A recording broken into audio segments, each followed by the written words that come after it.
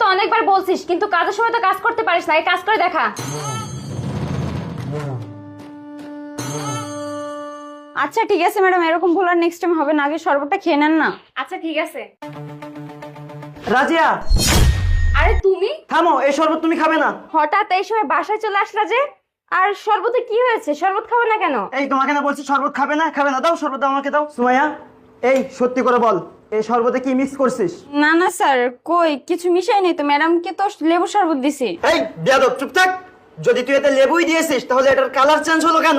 আসলে স্যার একটু ট্যাং ছিল তো তো সেটা দিছি, এর জন্য এই কালার হইছে।